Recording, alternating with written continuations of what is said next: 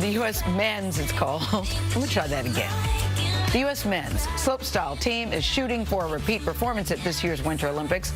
The American men swept the podium 4 years ago at the Sochi Games in Russia in the first free ski slopestyle contest. Gus Kenworthy won the silver medal. Nearly 2 years later, he became the first openly gay male extreme sports athlete. In PyeongChang, Kenworthy is now one of the first openly gay men to compete for the U.S. in the Winter Games. Figure skater Adam Rippon is also gay. Rippon made headlines by announcing he would not attend the traditional Team USA visit to the White House because of the Trump administration's LGBT policies. Don Dahler spoke with Gus Kenworthy about the new role he's assumed in this year's Olympics. Don, good morning. Good morning. Gus Kenworthy left the 2014 Sochi Games with a silver medal and the pack of stray dogs he famously rescued. But what pestered him is what he didn't do at the last Olympics. He may not have spoken out about Russia's anti-gay policies then, but now he's living as his authentic self and taking on a new role, one that transcends sports. I definitely carry a little bit of a burden with me being a gay athlete going into the Olympics. I think that there's pressure on me. It presents an amazing opportunity, and I think that it kind of gives us a chance to shed people's misconceptions and just kind of like break down barriers. I think and that biases. Exactly. For Gus Kenworthy, free skiing is like a dance. He masters the delicate balance of precision, technique, and control, making it all look effortless. So one more jump. Does he have the switch double 10, taking it big? The 26-year-old British-born, Colorado-bred star learned to ski shortly after learning to walk. Today, the extreme athlete is embracing his role off the mountain as an advocate for the LGBT community. Do you like being the pioneer?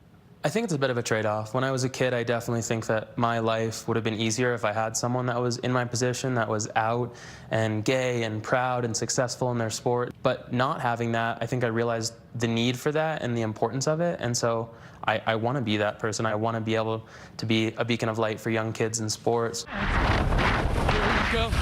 Kenworthy's ability on the snow is indisputable. He has rubber bones, as he calls them. But as an elite athlete in the testosterone-filled world of extreme sports, yeah, Gus.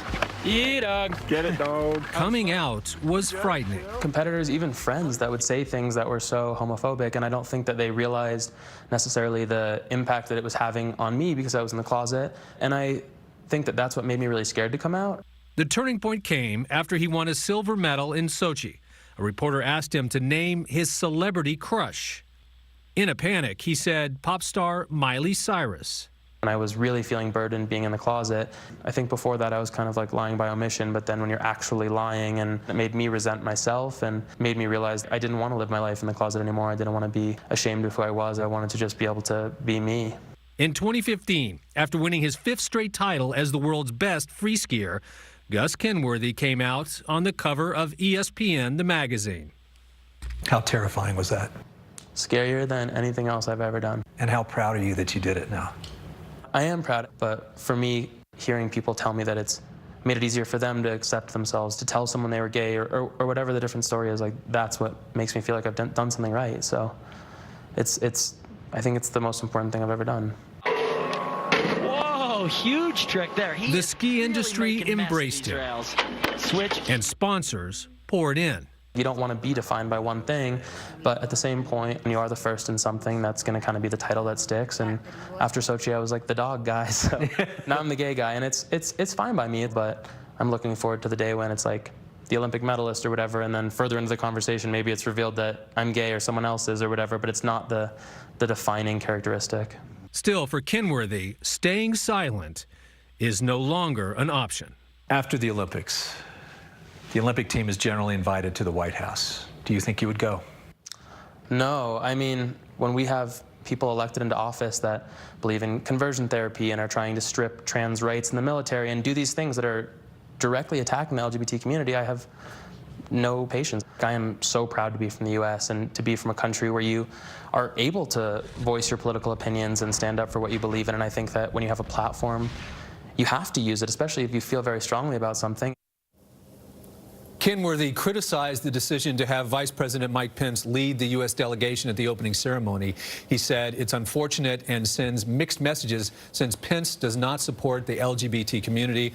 On the snow, Kenworthy and his teammates will get another shot at a podium sweep this weekend. Love everything about him. And he and Adam Rippon are both speaking out so openly about who they are, how they got to where they are, and I think it's terrific. Well, you think about, he has one of the more dangerous sports in all of sport. People have died on the ski slopes like that. And he said that coming out was scarier than that. Yeah. Good interview. Cheering him on. Yeah, it really was. good. I did not know that much about him. Yeah, so. cheering him on.